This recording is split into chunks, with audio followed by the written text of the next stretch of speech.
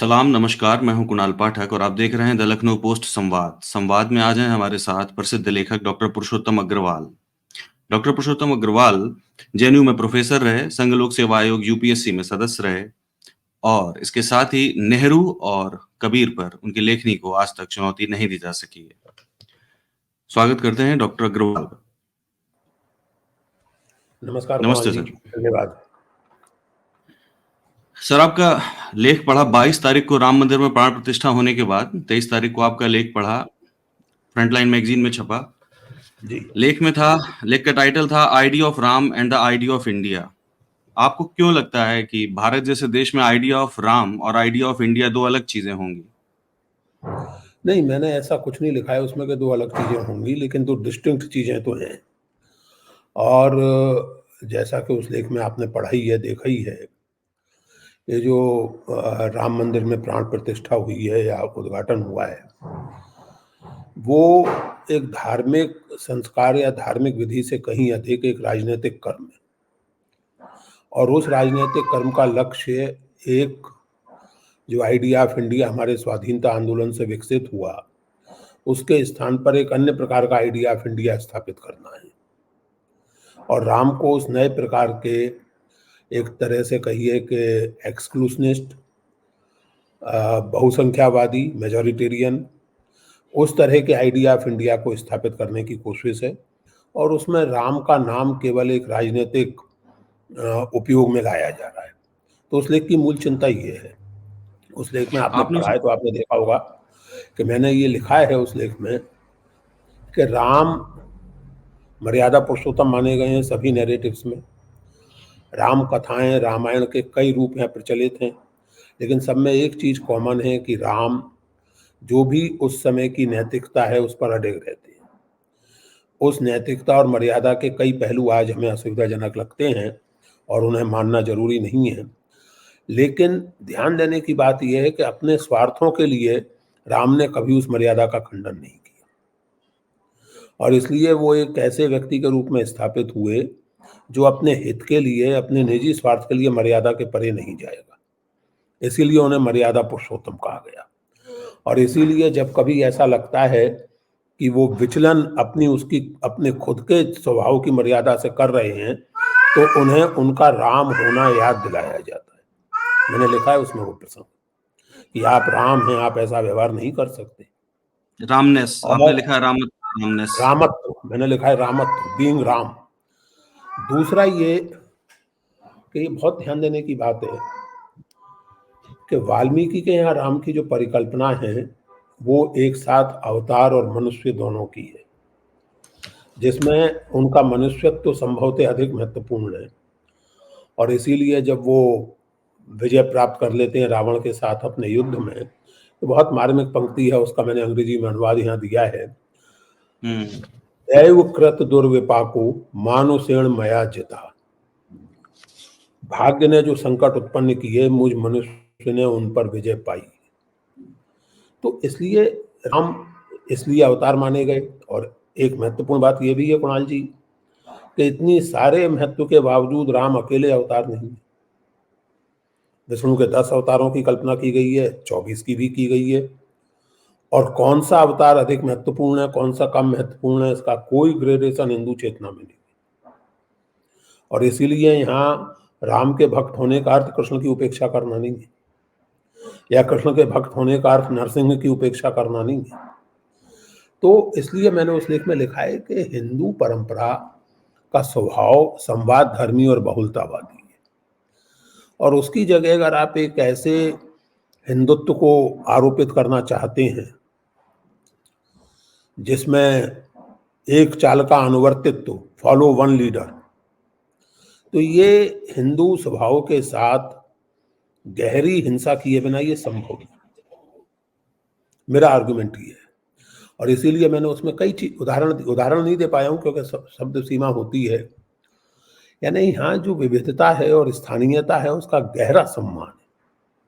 जब हम कहते हैं कि भारत विविधताओं का देश है, तो बहुत सारे लोग समझते हैं, जब हम इसको यूनिटी इन डाइवर्सिटी की बात करते हैं तो बहुत से लोगों को लगता है कि मामला केवल हिंदू मुसलमान का है। ऐसा है नहीं। भारत में डाइवर्सिटी कदम कदम पर है, हर समुदाय में है। उत्तर भारत के हिंदू का रहन-सहन, खाना-पीना, जुबान वो नहीं है जो दक्षिण भारत के हिंदू का है। पश्चिम के ब्राह्मण का खाना-पीना वैसा नहीं होता जैसा मिथिला के या बंगाल के ब्राह्मण का होता है, and so on and so fourth. इसलिए मेरी चिंता उसमें ये है कि जो अच्छा दूसरी बात ये है कि इस नए हिंदुत्व वाले आइडिया ऑफ इंडिया से दिक्कत क्या है? दिक्कत ये है कि ये भारतीय परंपरा, संस्कृति और स्वभाव के अनुकूल नहीं, अनुकूल नहीं है। बिल्कुल नहीं है। उसमें एक तरह का ऑब्सेशन है एक के प्रति, one nation one taxation, one nation one language. ये सच पूछा जाए तो ठेठ यूरोपीय धारणा है, जहाँ जो है हर चीज, वन नेशन का मतलब ही ये है कि एक भाषा हो, एक धर्म हो। भारत इसी अर्थ में नेशन की यूरोपीय परिभाषा के बहुत आगे की चीज है, और इसी अर्थ में हमारा स्वाधीनता आंदोलन बहुत महत्वपूर्ण था कि एक प्राचीन और विविधतापूर्ण सभ्यता को एक आधुनिक राष्ट्र राज्य में बदलने की कोशिश वहां की जा रही थी, आधुनिक राष्ट्र में बदलने की कोशिश की जा रही थी। इसलिए सारे झगड़े झंझट के बावजूद आप विविधता की उपेक्षा नहीं कर सकते और संख्या के बल पर किसी को सबसे महत्वपूर्ण और संख्या के आधार पर किसी को कम महत्वपूर्ण नहीं ठहरा सकते। मैं ये कहना चाहता हूँ उस लेख में। ठीक है, आपने इसमें ये लिखा है कि राम को राजनीतिक शुभंकर मांग रहे हैं, मतलब राम को जो है पॉलिटिकल मैस्कॉट मान रहे हैं। मैं आपको कोट करूं तो लिखा है, those using Ram as a political mascot must consider how their actions impact the ideals of inclusive democratic and just society India aims to be. लोग आखिरकार इसको कैसे समझें कि राम का इस्तेमाल अगर हम करेंगे खासकर राजनीतिक शुभंकर के रूप में, तो वो समावेशी समाज के रूप में और लोकतांत्रिक समाज के रूप में और न्यायप्रिय समाज के रूप में भारत को कैसे खो देगा? इसलिए खोदेगा कि जिस तरह की राजनीति राम का इस्तेमाल कर रही है। सवाल ये नहीं है कि राम के साथ क्या है, जो लोग राम की बात कर रहे हैं वो क्या है और उनका प्रोजेक्ट क्या है। अब राम तो देखिए ऐसा है, राम हो या कोई भी हो, मैं एक बहुत छोटा सा उदाहरण आपको देता हूँ सर्वथा भिन्न परंपरा से। जी। खान अब्दुल गफ्फार खां भी मुसलमान थे और पक्के मुसलमान थे, और ओसामा बिन लादेन भी मुसलमान है। तो सवाल ये नहीं है कि इस्लाम क्या है, सवाल ये है कि ओसामा का इस्लाम क्या है और खान साहब का इस्लाम क्या है। सवाल ये है, सवाल व्याख्या का है। सवाल जो एक धार्मिक परंपरा चली आ रही है सैकड़ों सालों से, हजारों सालों से, आप उसको किस तरह देख रहे हैं, उसके किस पहलू से जुड़ रहे हैं, सवाल ये है। और ये सवाल केवल हिंदू धर्म के संबंध में नहीं है, ये सवाल ईसाइयत के संदर्भ में भी है। अगर आप थोड़ा सा, असल में इसीलिए ये बहुत जरूरी है खास करके नई पीढ़ी के लिए कि देश दुनिया की थोड़ी जानकारी रखें और बोध रखें, तो काफी चीजें खुलती हैं। 19वीं सदी में अमेरिका में दास्ता और दास्ता के साथ जुड़े हुए सारे क्रूर अत्याचारों को जायज ठहराने वाले भी ईसाई थे, बाइबल के विद्वान थे जो दास्ता को जायज ठहराते थे। जबकि अगर मूल रूप से देखें तो ईसाइयत जो है समानता का धर्म है।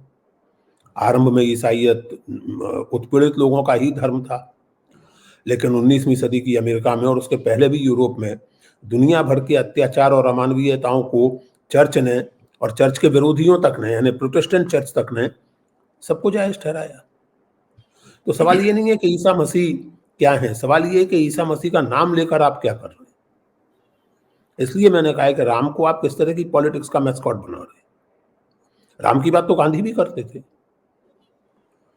मतलब गांधी जी की इस बात के लिए खूब आलोचना की गई है।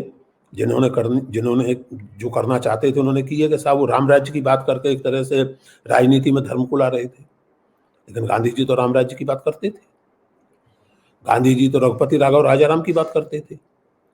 निर्गुण भक्त जो हैं कबीर से लेकर के बाद तक, उनका जो भगवान को संबोधित करने का प्रिय नाम है वो राम है, लेकिन वो तो जाति व्यवस्था के कठोर आलोचक थे, मूर्ति पूजा के भी आलोचक थे।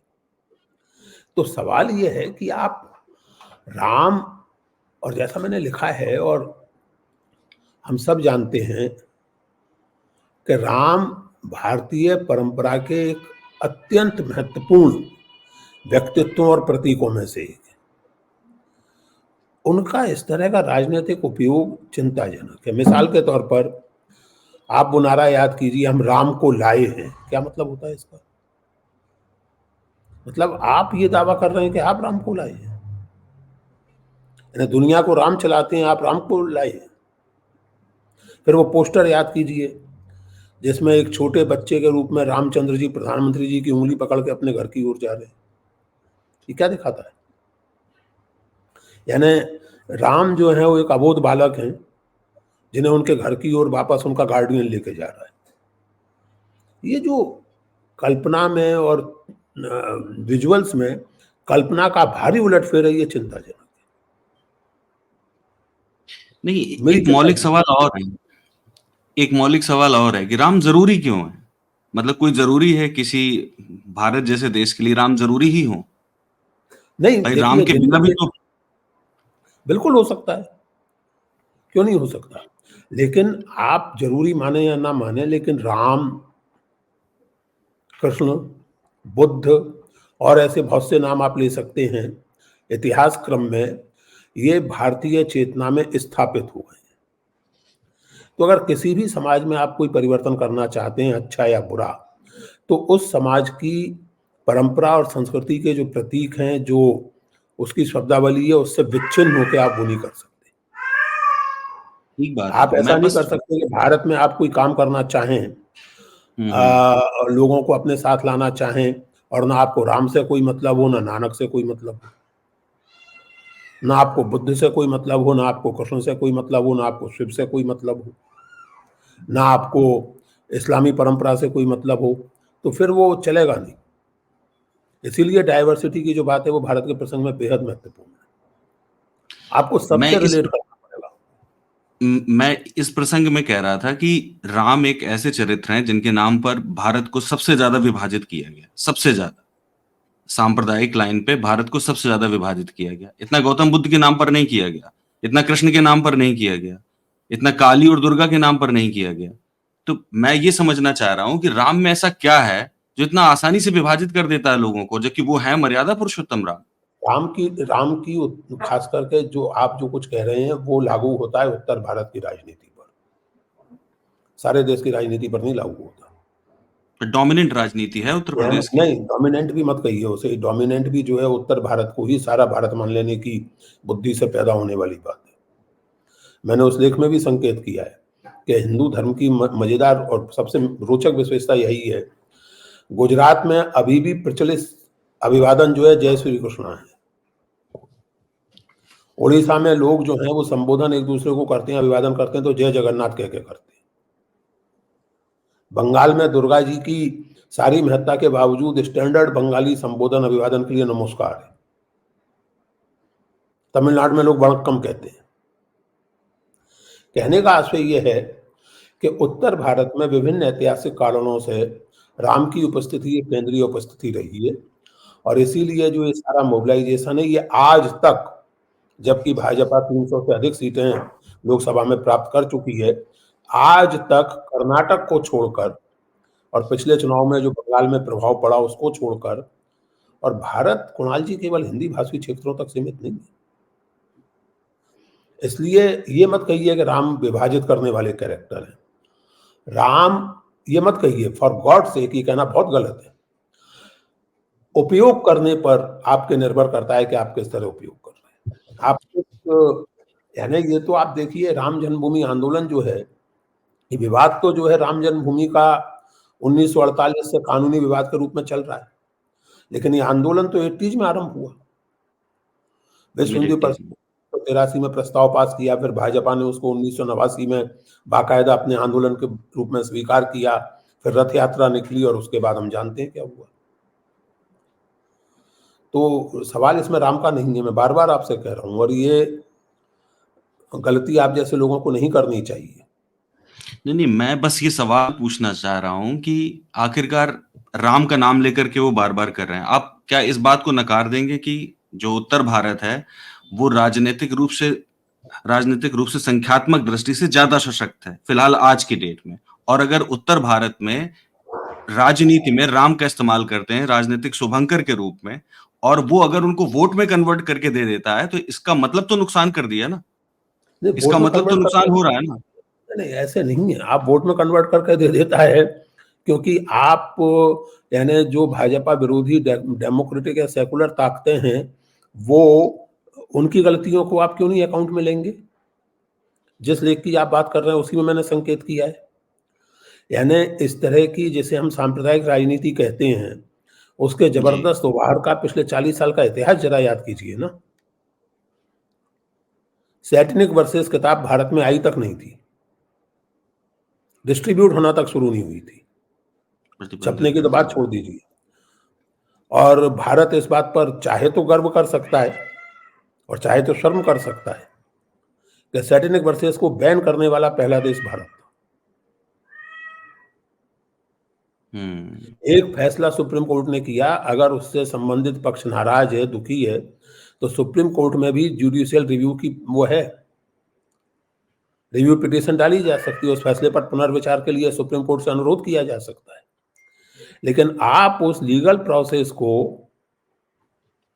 मतलब काटते हुए आप एक प्रस्ताव पास करके लोकसभा में अपने बहुमत का लाभ उठा करके उस फैसले को उल्टा सरकेबल खड़ा कर देते हैं, और फिर उसके बाद आप वहां अयोध्या में दरवाजे खुलवा देते हैं। इस सब का अगर फिर और आगे चलिए, आरएसएस ने, देखिए मैं इस बात के लिए आरएसएस की तारीफ करता हूं, आरएसएस ने अपने कोर पॉलिटिकल प्रोग्राम को कभी नहीं त्यागा है। उन्होंने कभी नहीं कहा कि हम हिंदुत्व को छोड़ देंगे, राजनीतिक हिंदुत्व को। उन्होंने कभी नहीं कहा कि हम भारत की उस तरह की सामाजिक संस्कृति को स्वीकार करते हैं। इसके बाद सन 67 के चुनावों से आप देखना शुरू कीजिए, आरएसएस और उसके पॉलिटिकल आर्म भारतीय जनसंघ को पॉलिटिकल वैलिडिटी किन लोगों ने दी, आप नाम याद कर लीजिए। जयप्रकाश तो नारायण। इसलिए ये सब मत कहिए कि राम, इसमें राम क्या करेंगे? एक पॉलिटिकल प्रोजेक्ट है, वो पॉलिटिक्स के तौर पर अपने सिंबल खोज रहा है, उसको सिंबल राम का मिल गया। आपको याद नहीं होगा, भारतीय जनता पार्टी की जब स्थापना हुई थी, जब जनता पार्टी टूटी दोहरी सदस्यता के सवाल पर, तो जरा दस्तावेज उठा के देखिए, भारतीय जनता पार्टी के स्थापना सम्मेलन में उसका लक्ष्य गांधीवादी समाजवाद घोषित किया गया था, क्योंकि उस समय समाजवाद का जलवा सारी दुनिया में था। समाजवाद की हुँ, वो बुरी हालत नहीं हुई थी जो आज हो गई है। तो उस समय भारतीय जनता पार्टी का पॉलिटिकल प्रोग्राम था गांधीवादी समाजवाद। तब इसके लिए क्या गांधीवाद दोषी है या समाजवाद दोषी है? इस्तेमाल किए जाने पर है ना सर, अगर हम इसको तो इस्तेमाल कैसे करें? इस्तेमाल किए जाने पर है तो वो तो अपने हिसाब से सही इस्तेमाल कर रहे हैं, सफल इस्तेमाल कर रहे हैं। आप उस इस्तेमाल की काट नहीं कर पा रहे, बल्कि जाने अनजाने उस इस्तेमाल में सहायता कर रहे हैं, तो दैट्स योर प्रॉब्लम। अच्छा ठीक है, ये नहीं समझ में आ रहा कि ये आखिरकार राम की कड़ी टूट कैसे गई? आज से 800 साल पहले कबीर कह रहे हैं, कबीर के राम बिल्कुल स्पष्ट हैं। फिर इसके बाद तुलसीदास के राम आ जाते हैं। इसके बाद 300-400 साल गुजरते हैं, फिर इसके बाद गांधी के राम आ जाते हैं। इर राम की कड़ी कहीं टूटती नहीं, राम के बारे में कहीं कड़ी नहीं टूटती है, कहीं फिर कड़ी लोगों के नहीं मन टूटती से कैसे है। फिर ये राजनीतिक नैरेटिव में कैसे आ जाता है? इसलिए आ राम जाता है का कि जो उसके लिए भाई, अरे उसके लिए प्रयत्न किया जाता है। इतिहास जो है वो कोई यानी ऐसा थोड़ी है कि वो अपने प्रभाव से चलता रहता है और उसमें मानवीय हस्तक्षेप का कोई महत्व नहीं होता। 2014 में जब नरेंद्र मोदी ने प्रधानमंत्री पद की शपथ पहली बार ली थी और भाजपा को पहली बार क्लियर मेजॉरिटी मिली थी, तो उन्होंने भारतीय जनता पार्टी के संसदीय दल को संबोधित करते हुए एक बात कही थी कि जी। आज हमें जो सफलता मिली है वो 5 पीढ़ियों की तपस्या का परिणाम है। 1925 से आरएसएस लगा हुआ है अपने हुँ, प्रोजेक्ट को। उतार चढ़ाव उसमें आते रहे हैं, लेकिन जैसा मैंने आपसे कहा कि उन्होंने हिंदुत्व को कभी नहीं छोड़ा, अपने काम करने के ढंग को नहीं छोड़ा। सामाजिक जीवन का कौन सा ऐसा क्षेत्र है जिसमें राष्ट्रीय स्वयंसेवक संघ की मौजूदगी नहीं है? ये आप मुझे बता दें। घरेलू महिलाओं से लेकर के रिटायर्ड फौजियों तक, सरकारी कर्मचारियों से लेकर बच्चों तक, व्यापारियों से लेकर कॉरपोरेट तक, आरएसएस हर जगह काम करता रहा है। आदिवासियों से लेकर के आपके नगर के लोगों तक, मध्य वर्ग तक। तो 50 एक संगठन 100 साल से निरंतर एक प्रयत्न में लगा हुआ है, एक आइडियोलॉजिकल क्लैरिटी के साथ, एक विजन के साथ, तो आज उसको उसके फल मिल रहे हैं, तो आप उस पर दुखी हों या सुखी हों, लेकिन उसके पीछे एक सोची समझी रणनीति और की गई मेहनत है ना। और जो उनके विपक्षी रहे हैं उनमें निरंतर कन्फ्यूजन है। भाई ये किसने कहा था, आप तो ज्ञानी व्यक्ति हैं, ये किसका कथन है कि if RSS is fascist then I am a fascist too? Jayaprakash किसका? नारायण। तो फिर जयप्रकाश नारायण। फिर तो आपके हिसाब गैर से नहीं कांग्रेस कहना बात। चाहिए? नहीं आपके नहीं, मैं हिसाब ये से नहीं उनको कह रहा कि कहना चाहिए, यानी मैं केवल आपको याद दिला रहा हूँ। अन्ना हजारे और रामदेव का जो भ्रष्टाचार, कोट अनकोट भ्रष्टाचार विरोधी आंदोलन था, उसके मंच पर कौन कौन विभूतियां विराजमान हुई थी, जाके याद कीजिए जरा। तो ये सब चीजें ऐसे थोड़ी होता है इतिहास में कि आज देखिए कुणाल जी, एक बात अच्छी तरह समझ लीजिए, आप केवल इस प्रसंग में नहीं और केवल राजनीतिक प्रसंग में नहीं, हम हमेशा समय के एक प्रभाव में स्थित होते हैं, और इसलिए इतिहास बोध कभी नहीं मिस करना चाहिए। आप और मैं अभी बात कर रहे हैं, आपने कल मुझसे कहा था कि आज हम बात करेंगे, आपने कल ये तय किया, हम लोगों ने तय किया, हम एकाएक बात करने नहीं खड़े हुए हैं। आप मुझसे बात करेंगे, ये मुझे वंदिता ने कुछ दिन पहले बताया था। ये सब एक कड़ी है जिसका परिणाम है मेरी और आपकी आज की बातचीत। ऐसा थोड़ी ही है कि आपने अलल टप्पू, मुझे स्ट्रीम यार्ड का लिंक कहीं मिल गया और मैंने शुरू कर दिया और आपने कहा कि चलो इनको पकड़ लेते हैं, मैंने कहा चलो करो, ऐसे नहीं होता। तो unless you have a sense of history and it's evolution, आज आपको भाजपा की सफलता विकल कर रही है, दुखी कर रही है, ठीक है, करती रहे, लेकिन उसके पीछे का जो इतिहास है उसको देखेंगे तो दुखी होने के आगे भी कुछ सोचने की स्थिति बनेगी, और आगे व्यक्तिगत रूप से मुझे आगे आगे व्यक्ति उन गलतियों को ना दोहराने की आज शायद समझ बने। देखिए व्यक्तिगत इस रूप से मामले में, मुझे दुखी नहीं कर रही है कोई उनकी सफलता। मैं बस ये सोच रहा हूँ कि नहीं नहीं, मैं आपको क्या दुखी, वो मैं व्यक्तिगत रूप से कह भी नहीं रहा हूँ, आपकी बात नहीं है, एक बात करने का ढंग होता है, मुहावरा होता है, जिन लोगों को भी दुखी कर रही है। अब नाम ही अगर ले, मैं नाम किसी के नहीं लेना चाहता, ठीक है। लेकिन 2014 में मुजफ्फरनगर में जो हो रहा था और उसके हम्म। समानांतर सैफई में जो हो रहा था, उसके बाद आज जो छाती पीटने से क्या फायदा है? Hmm. As simple as that. अच्छा, आपके लिए एक आपको एक कोट करूंगा। आपने एक जगह लिखा है, शंकराचार्य और मुहूर्त के संदर्भ में जब राम मंदिर की प्राण प्रतिष्ठा हो रही थी, इस संदर्भ में आपने लिखा है कि the very nature of Hindu tradition is at the stake here. That's ऐसा क्यों दैट्स लिखा ट्रू। आपने? मैंने कैसे? आपको बताया ना पहले ही, भाई शंकराचार्यों के सामाजिक एटीट्यूड जो भी हो, उस वो बात नहीं है, और उसमें मेरी कोई उनसे सहानुभूति नहीं है, लेकिन ये ध्यान देने का तथ्य यहाँ ये है कि 4 मठ हैं, 4 पीठ हैं, चारों में से कोई भी सुप्रीम नहीं है। कोई ये नहीं कह सकता कि मैं सबसे बड़ा हूं बाकी छोटे हैं।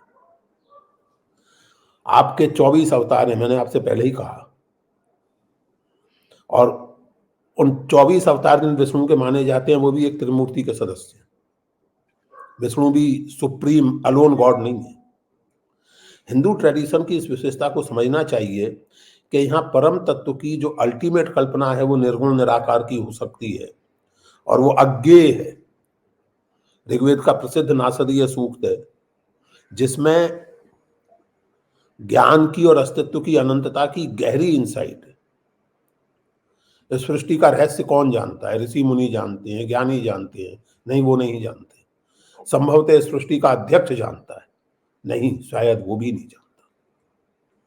ये एक ऐसी परंपरा है जिसमें बहुलता, विविधता, संवाद और खुलेपन का एक अद्भुत स्पेस है, और इसीलिए जब आप इस तरह करते हैं, यानी देखिए मुझे जो चीज़ समझ में नहीं आती, मैं खुद कोई बहुत परंपरावादी नहीं हूँ, मेरी मुहूर्त वगैरह में कोई खास दिलचस्पी नहीं है, लेकिन अगर मेरी हो मान लीजिए दिलचस्पी, मान लीजिए, तो फिर मुहूर्त में अपनी सुविधा से निकलवाऊंगा। यानी वो जो आचार्य हैं काशी के, उन्होंने कह दिया है कि मुझसे कहा गया था कि फरवरी के पहले का मुहूर्त निकालो। क्यों? क्यों फरवरी के पहले का निकालूं? शंकराचार्य ने कुछ सवाल उठाए, वो सवाल अपनी जगह जायज़ हैं।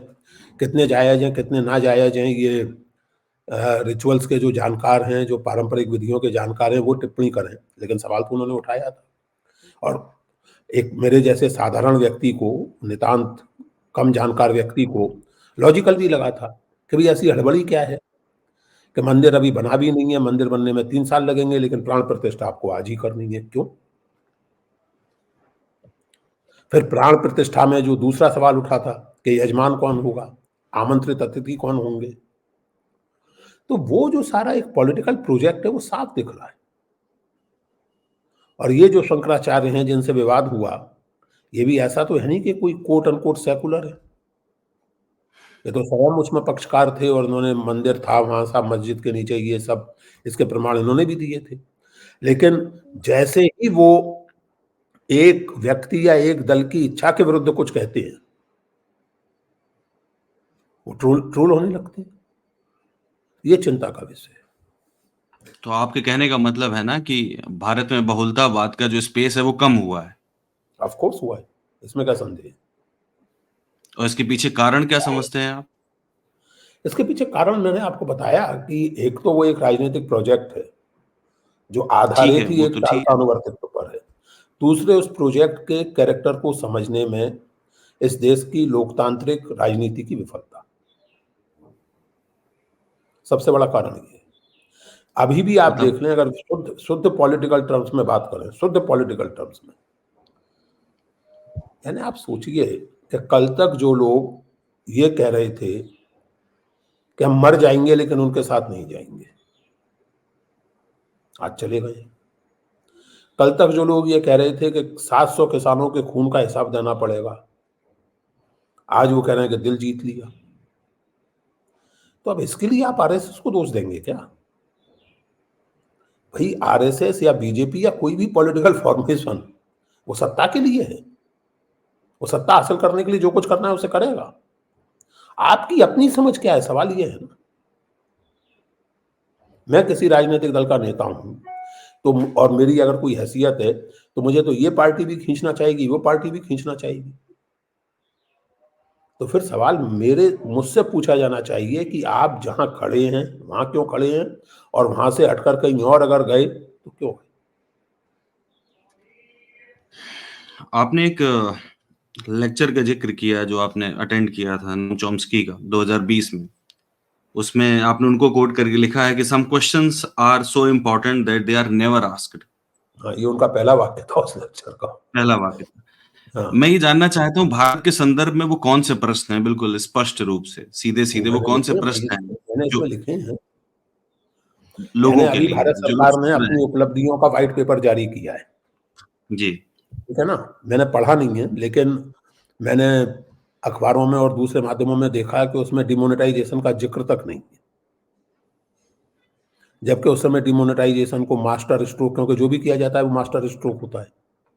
हुँ। गेम चेंजिंग, इकोनॉमी गजब हो जाएगी, ब्लैक ब्लैक मार्केट खत्म हो जाएगा, ब्लैक मनी खत्म हो जाएगा। आप मुझे बताइए ईमानदारी से कि कितनी चर्चाएँ हुई हैं इस पर सीरियसली, कि डिमोनेटाइजेशन का क्या असर हुआ, क्या नहीं और क्यों किया गया था वो? इन अफ़वाहों पर कितनी चर्चाएँ हुई हैं कि डिमोनेटाइजेशन का फैसला व्यक्ति विशेष का था, आरबीआई ने संभवतः उसके खिलाफ राय दी थी और कैबिनेट को भी शायद उसकी जानकारी नहीं थी, शायद कह रहा हूँ। हुँ, नहीं थी, लेकिन अखबारों में तो कम ये, से कम तो इस पर चर्चा हुई क्या आपके यहाँ टेलीविज़न पर? कभी नहीं। फिर? तो ये इम्पोर्टेंट क्वेश्चन नहीं है कि एक अच्छी भली चलती हुई इकोनॉमी को आपने पटरी से उतार दिया। फिर अगेन जानकार लोग बताएँगे मैं नहीं जानता। आंकड़े ही उपलब्ध नहीं है। रिजर्वेशन करेंगे, नहीं करेंगे, इस पर दुनिया भर की बहस हो रही है। लेकिन सेंसस क्यों नहीं हो रही 2021 के बाद? और सो सेंसस को करवाने में क्या दिक्कत है, क्यों दिक्कत है, किन लोगों को दिक्कत है? फिर अनएम्प्लॉयमेंट को लेकर के दुनिया भर के सवाल उठ रहे हैं। कोविड पैंडेमिक को कैसे हैंडल किया गया? 4 घंटे के नोटिस पर आपने घोषणा कर दी कि लॉकडाउन होगा, फिर दिल्ली से बिहार और बंबई से बिहार या गुजरात या कहाँ भी लोग जैसे गए, क्या गए?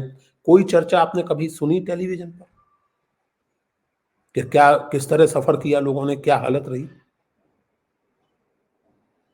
और क्या होता है, some important questions, some questions are so important that they are never asked. क्योंकि उन सवालों पर अगर बात होगी तो बहुत सी चीजें उजागर हो जाएंगी। तो सवाल ये है ना। ठीक बात है। अच्छा, जवाहरलाल नेहरू पर आपका जबरदस्त काम है, बहुत अच्छा अध्ययन है। मेरे पास किताब भी है, ये आपकी किताब और ये किताब, दोनों किताबें मैंने पढ़ रखी हैं। और मैं ये आपसे जानना चाह रहा हूँ कि मतलब लोगों के लिए जानना चाहता हूँ स्पेशली, कि जैसे हम जानते हैं कि कबीर के राम है, तुलसी के राम है, गांधी के राम है, और आजकल तो कुछ ऐसे कवि भी हो गए हैं जिनके अलग राम हो गए हैं। तो क्या नेहरू के भी राम थे? नहीं, देखिए, नेहरू का टेम्परामेंट अलग तरह का था। आइडिया ऑफ नेहरू, राम क्या था? नहीं नहीं, राम की चर्चा नेहरू ने की है, तुलसीदास की चर्चा की है, वाल्मीकि की चर्चा की है। लेकिन नेहरू के मुहावरे के केंद्र में धार्मिक परंपराएं नहीं थी। इसका ये अर्थ नहीं है कि वो धर्म के प्रति उदासीन थे। आप जिस किताब का जिक्र कर रहे हैं उसमें मैंने वो हिस्सा संकलित किया है जिसमें वो कहते हैं कि मैं अपने आप को अद्वैत वेदांत के निकट पाता हूँ। ये नेहरू का वाक्य, कि मैं धर्म के प्रचलित रूपों से बहुत संतुष्ट नहीं हूँ, लेकिन मैं अपने आप को अद्वैत वेदांत के निकट पाता हूँ। तो नेहरू उस, और दूसरा फिर आगे उसमें वो भी है, करंजिया के साथ इंटरव्यू जो नेहरू ने 1960 में कहा था कि हमारी औद्योगिक सभ्यता ने एक तरह की आध्यात्मिक रिक्ति, एक स्पिरिचुअल वैक्यूम पैदा कर दी है और उसकी हमें कुछ चिंता करनी पड़ेगी, करनी चाहिए। ये नेहरू सन 60 में कह रहे थे, आज से 84 साल पहले। तो मेरा कहना, 64 साल पहले, मेरा कहना यह है कि आप नेहरू हों या कबीर हों, गांधी हों, टैगोर हों, अब जिस तरह आप सवाल पूछ रहे हैं तो उसमें कहा जा सकता है कि टैगोर के यहाँ भी राम नहीं है। तो किसी भी एक व्यक्ति को, और अगेन देखिए, ये सवाल हिंदू चित्त की नासमझी से ही पैदा होता है। हिंदू चित्त में कौन सा ऐसा सवाल? कुछ नहीं है कि कोई एक व्यक्ति, कोई एक अवतार, वो अगर किसी व्यक्ति की चेतना के केंद्र में नहीं है तो वो व्यक्ति कम महत्वपूर्ण हो जाएगा। सूरदास की चेतना के केंद्र में राम नहीं है, कृष्ण है। मीराबाई की चेतना के केंद्र में राम नहीं है, कृष्ण है। लेकिन आज के हिंदू के लिए तुलसीदास भी महत्वपूर्ण है, राम तो सूरदास भी महत्वपूर्ण है, मीराबाई भी महत्वपूर्ण है, कबीर भी महत्वपूर्ण है। यही तो बंधु, यही वो बहुलता है जिसे कम से कम मेरी पीढ़ी और मेरे जैसे लोग अभी भी बहुत सहज रूप से जीते रहे, जिसमें हमें कोई असुविधा कभी नहीं महसूस हुई, कोई दिक्कत नहीं महसूस हुई। मेरे अपने परिवार में बहुत सारे लोग हैं जो सिवाय शिव जी के किसी की परवाह नहीं करते। बहुत से लोग हैं जिन्हें हनुमान जी से मतलब है, बाकी किसी से कोई मतलब नहीं है।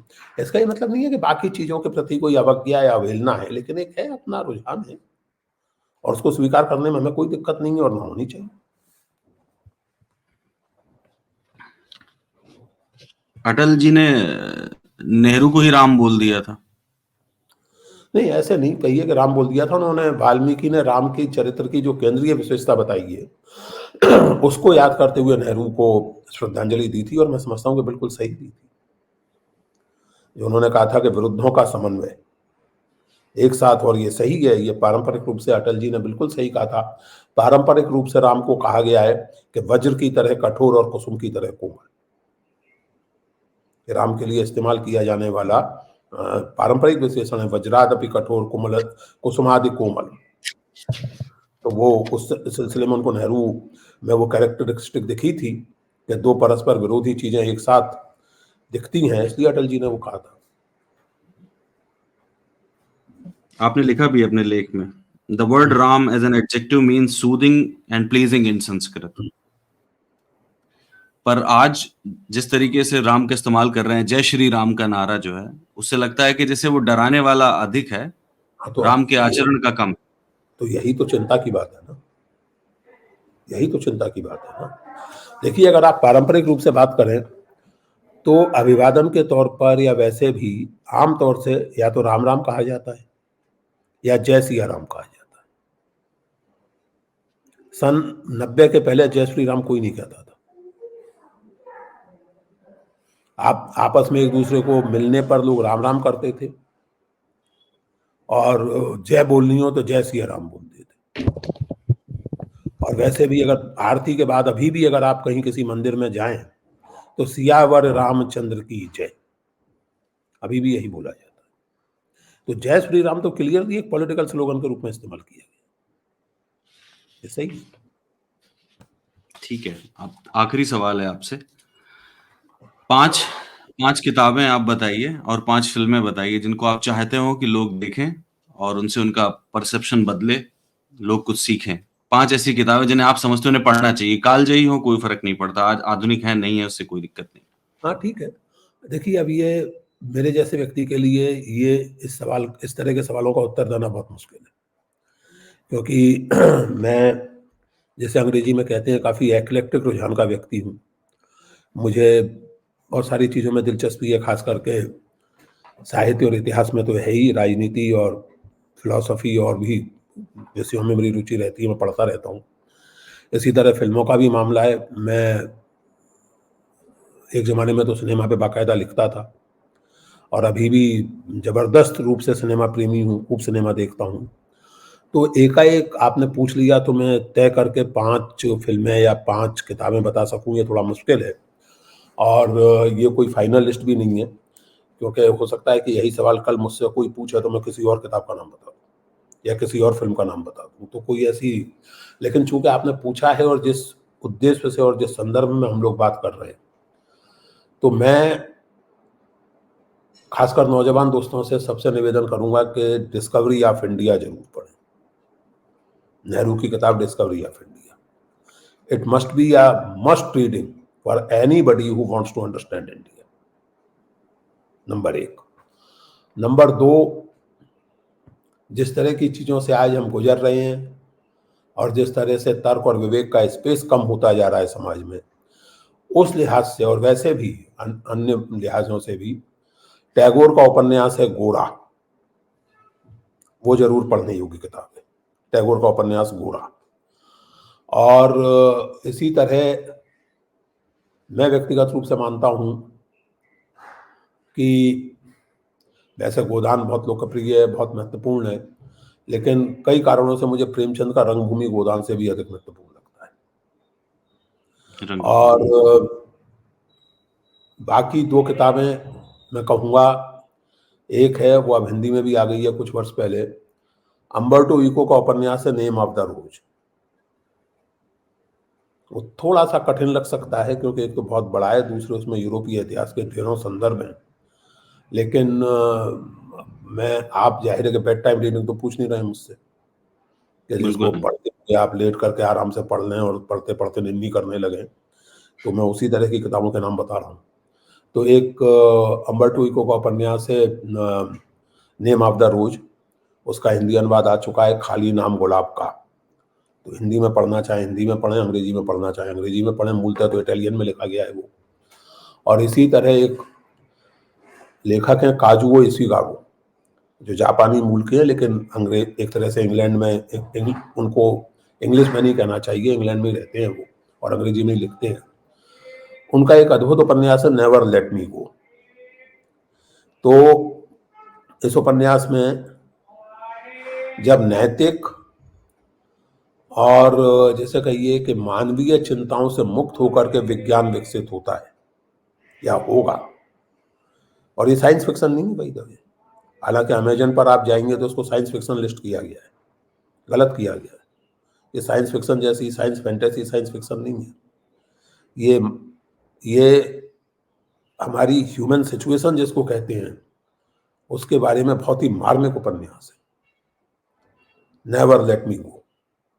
तो ये हुआ never let me go, name of the rose, Premchand के गोदान और रंगभूमि, टैगोर का गोरा और डिस्कवरी ऑफ इंडिया।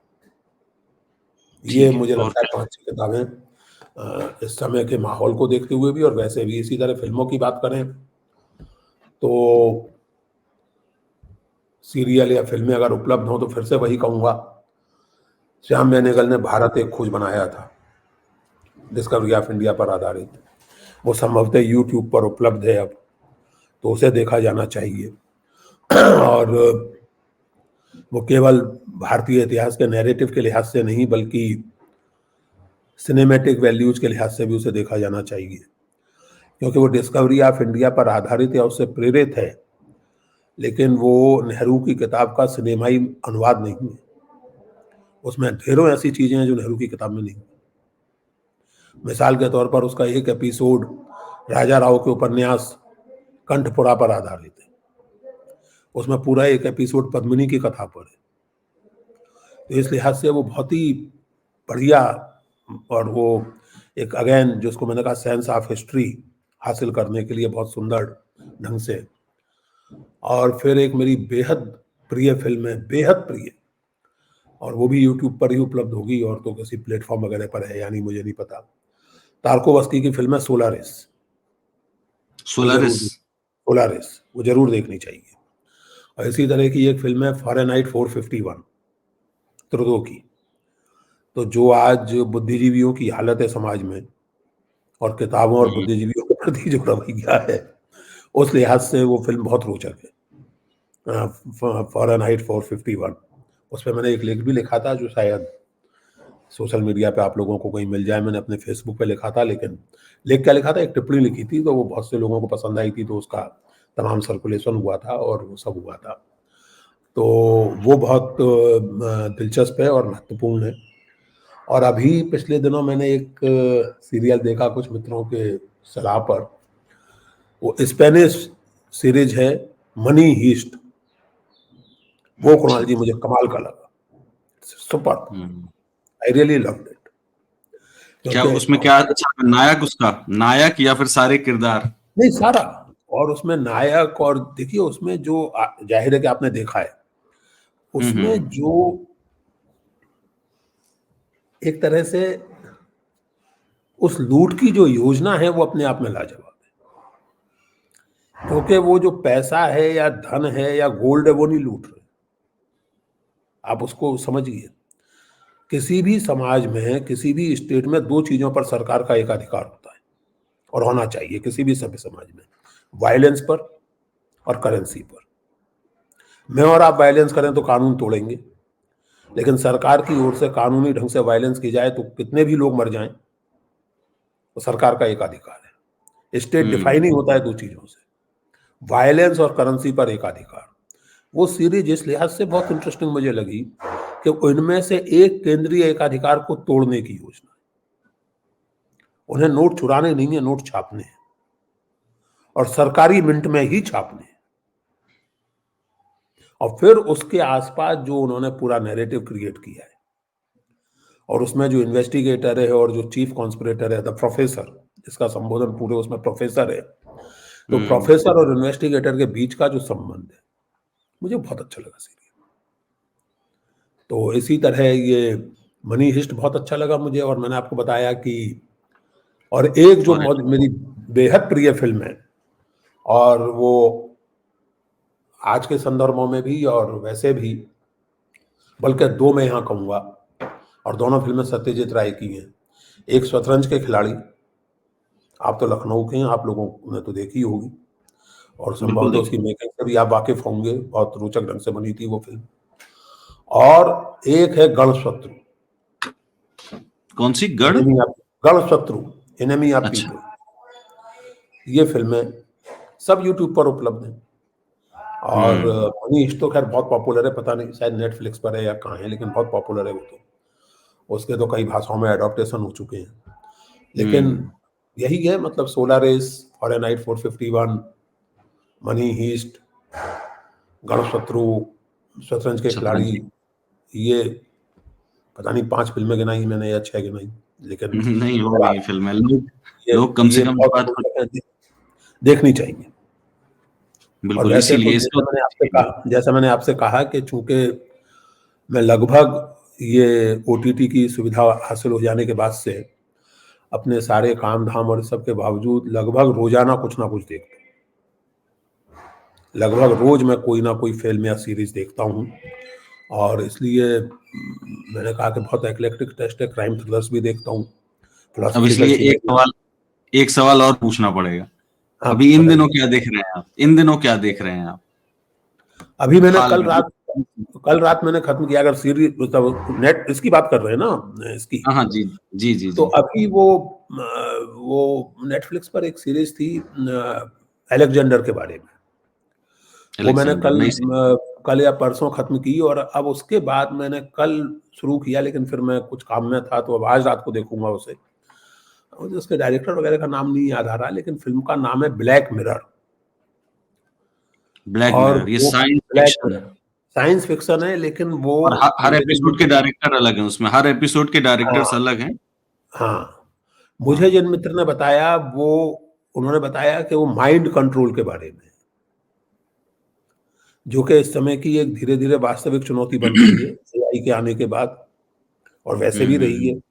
है। एआई, मास मीडिया, बहुत पहले बात हुई थी मैन्युफैक्चरिंग कंसेंट की, हुँ, लेकिन अब तो हुँ। हम लोग deep fake, virtual reality, artificial intelligence, तो इन चीज़ों में मेरी दिलचस्पी देखते हुए मेरे एक मित्र ने मुझे कल या परसों ही सजेस्ट किया कि आप ब्लैक मिरर देखिए।